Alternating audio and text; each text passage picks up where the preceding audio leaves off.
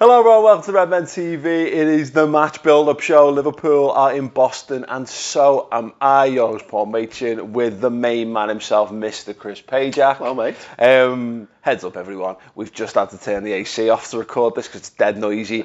It is warm. It's very, very warm. We braved a little walk out to try and get some breakfast. It was an hour. Yesterday. Yeah, and it was like 29 degrees at 9 o'clock this morning. It's going to get hotter. It's going to be interesting. So yeah, we know Liverpool lost last night to Borussia Dortmund in South Bend in Notre Dame. I watched the game largely on the telly, and though because I couldn't hack the pace, I haven't had no sleep. You watched it half cut in the pub. We've watched it back since. It's really interesting, Chris, because I think so much of what we saw will inform what we see at Fenway Park on Sunday. Liverpool versus Sevilla. You kind of hypothesised this, I think, in the build-up to that game, that we're not going to see any more of these 45 minutes, two teams over 45 minutes. We're starting to build in the serious stuff now. We saw mass changes, 10 substitutions on 60 minutes. I imagine we'll probably see exactly the same, so the teams will invert for this game. I think so, yeah.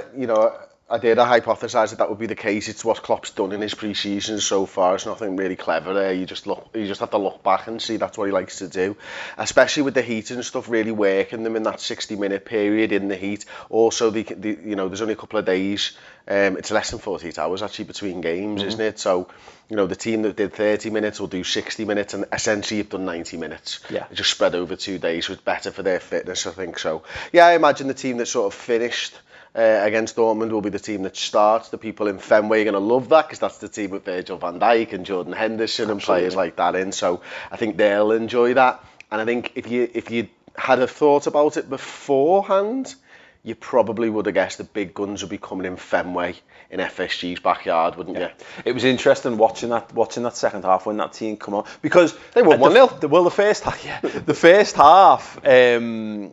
The first half team I thought performed really well, created a number of really good chances, but there's just something when you start to get as much of your back five together as possible, and obviously we know Alisson's still a little bit away.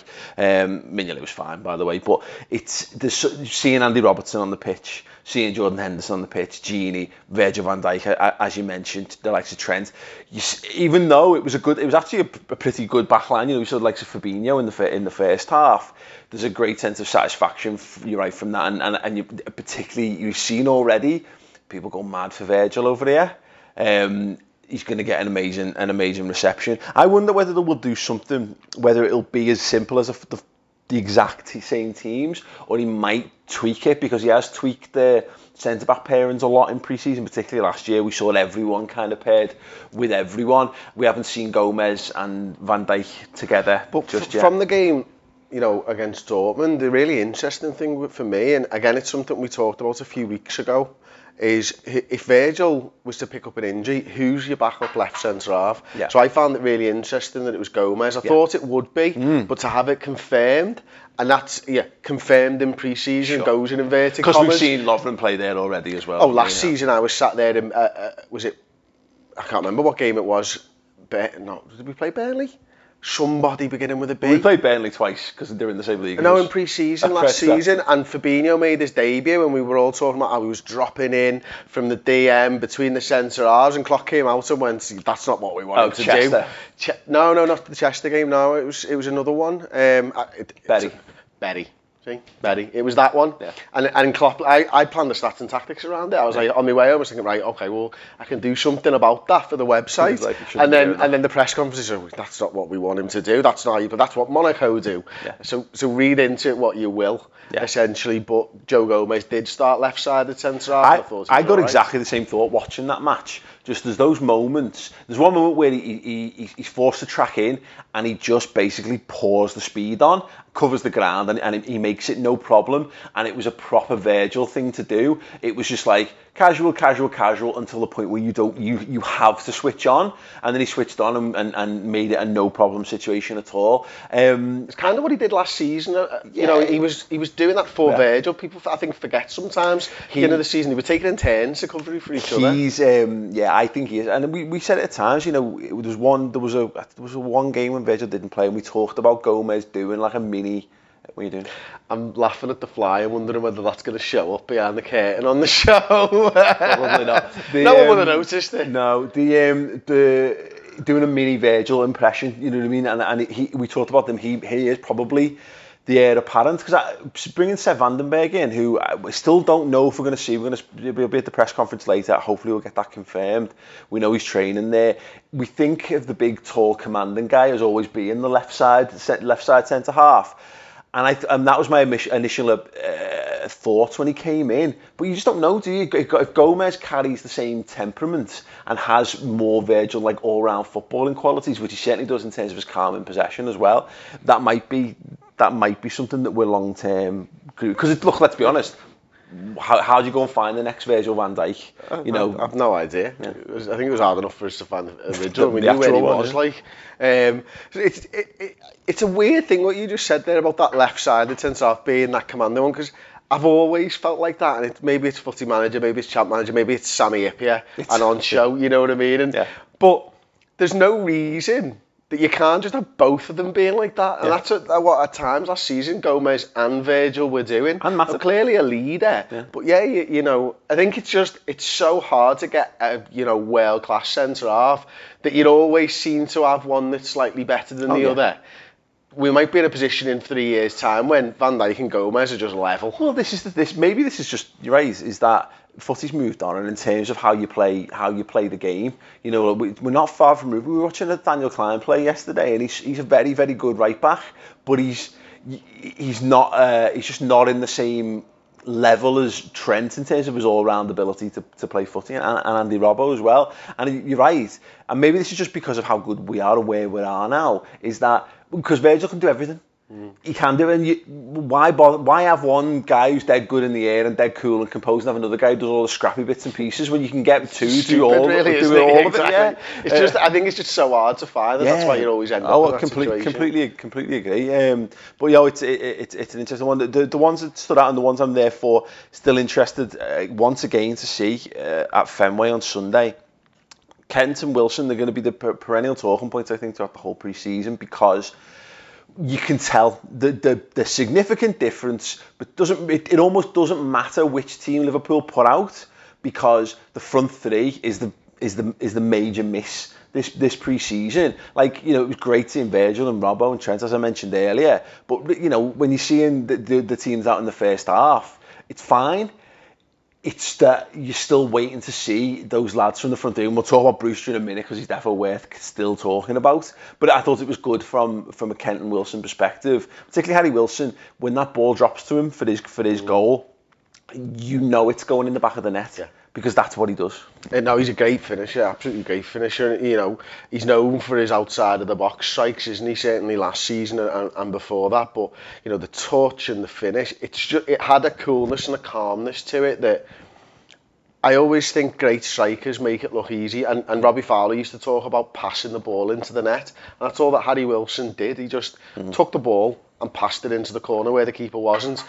Sometimes I think people overcomplicate stuff. It's a freaking big goal, a football goal. Like, and if you're 1-on-1, you really should be banging it away. But I knew that one was going. Well, but the thing is though, not to undersell it, because the reaction time he has, even just if the ball was coming, and it does come straight from Fabinho, but he might have thought Kent was getting it. Exactly, the step over from Kent, from the ball, his visibility and his reaction to it, to take that touch, the touch makes it. Gives him the ability to open his body and put him in there. So really, really, really good quality. And once again, Ryan Kent, I'm sat here again for like the third pre-season on a row. It might even be more at this point. And I don't know what else you really have to do. I'm not saying he's not good enough to come in and you're not going, right, it's Old Trafford, sorry Sadio, because Ryan Kent's better than you. He's not. That's not the case at all. But in terms of having another lad, he constantly causes problems. He's always taking his man. He's always beating his man. He's getting into the box. He's creative. He links play. He's having another really, really good pre-season. And maybe it's the thing. I think it was a point you mentioned again earlier on in the week about how he's made it to this level now. He's now on the tour. Maybe this is just this is his good opportunity to shine or whatever, but I can't see much more that he needs. Maybe a goal or two, but it's the end product, I think, with him. I really do. And, you know, he gets the assist for me for Wilson's without touching the ball, you know what I mean? Because it makes the goal. Yeah. So there's end product. Funny he didn't touch it, but you get my point. Like, all the things that you just said are right. But when he gets into that final third, we're not scoring enough from those opportunities, and I think that's probably the difference between him and a Sadio. But but again, I mean, maybe him not scoring enough is one thing, of course. But this is the problem with judging the front three. And we'll talk about Brewster, because Brewster's the exception to this, and maybe that's just the difference. Is that, you know, good players find goals no matter what the circumstances. But, you know, it must be quite difficult to shine, because we rely so heavily on the goal. All our goals come from the front three, by and large. You know, we start to see a couple trickle in. Obviously, Virgil added a few. Henderson got a couple toward the back end of the season. But we are so reliant on everything coming from those lads, and with the drop off of quality being so much, you wonder whether if you just put Salah and Firmino in there with Kent, maybe would he be fine? We just don't know. I know it's such a difficult one, because, you know, I've said all pre-season I think Kent will be sold. I really do, but from what he's doing on the pitch and what he's given this pre-season so far, that might be a bit sly. You know, and especially with what you're saying about them not playing with the other lads, he's doing his best, and at the moment his best looks pretty good. Will he cut the mustard in the Premier League? I don't know. He doesn't look like a kid, does he? And I think what's he doesn't look out of place. No. And what's interesting, though, you can tell the only thing to caveat all this with, when you look at Oxlade-Chamberlain's performance, and there's a basically borderline world-class player, and, you know, the truly top quality players always look streets better than the level of football they're playing at. No, particularly when you get to this kind of level. Thought Ox was brilliant and very, very encouraging to see in that regard. But Brewster then, if nothing else, that penalty. Jamie Carragher-esque.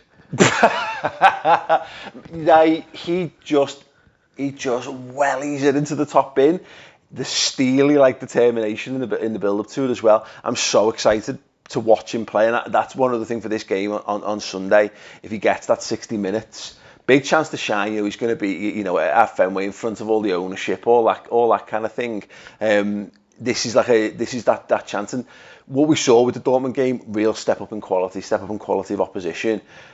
We'll see a similar sort of level, probably not quite the same level of Sevilla, but, you know, again, a very good quality experience. We'll see a pitch that's better for us than the game that we played on. I mean, it was terrible. I'm not sure we necessarily will see that, because it's a baseball field. No, but I mean, footy pitch. Like Notre Dame was laid the day before. Yeah. You know, it's going to have time to have bedded in and all that type of stuff. It's going to be real grass that's been there a little while. It's got a significant advantage on Notre Dame's grass, so hopefully we'll see a better game, and we'll be able to pass the ball and fizz the ball around a little bit more, because it looked sticky. You know, there were so many passes just sticking in the weeds, as it were. So yeah, I mean, look, if Brewster gets on the end of things, it's telling, isn't it, that he's been on a lot of these tour posters, and you see him in more of this sort of media stuff. Well, all of the third kit's just been released today, hasn't it? And he's in the photographs for that. He probably should have had his haircut before he did that. We've all been there. We've all waiting for his medal to get his haircut, though, wasn't he? It's good, but really encouraging. I think, you know, obviously 4 goals in 3 games is not to be sniffed at, and I don't think any of them are like, you know, goals to write home about. But I really like that, and by the same notion, you know, if he was sticking worldies in at the top, I mean, it could do with one of them, maybe just to be like, go ahead, I can also do. I'm totally fine with him knocking the ball in from 3 yards or taking pens, you know, because that's what good strikers do. The penalty taking things are good. Sergio Aguero, rightly lauded as one of the best strikers of the last 10 years, and you remember him, you know, twatting the ball in the back of the net.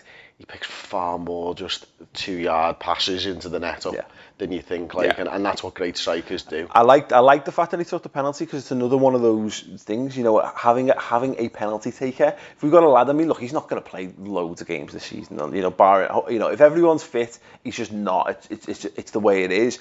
But I like that. It goes back to like Robbie Fowler, as you name checked him before, but a great penalty taker as well as a great centre forward. It adds something to you, I think, when you've got a lad there, because we just haven't got that. Like Fabinho's apparently a penalty taker, but we've not seen. I want strikers to be me penalty taker, and it's so strange that it's easy to get 30 goals. Yeah, exactly. I mean, Firmino's taken a few for us, and he's fucking rubbish at them. Yeah, but Milner's the one you feel most comfortable with. But having a striker who is going to take penalties, it just feels right. Well, why wouldn't it? Why wouldn't it? You want them to be the best finishers in pressure situations. Milner's he's just not gonna be on the field, is he? And that's that issue. You end up with Mo Salah taking them, and look, for all the will in the world, and his returns, he's got a pretty good record actually of taking pens, but he's not a penalty taker.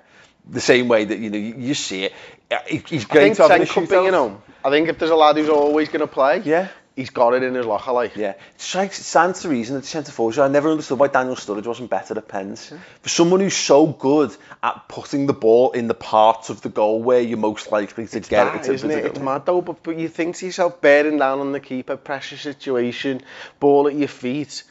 What's the difference in a penalty? It's mad, but Brewster can do it.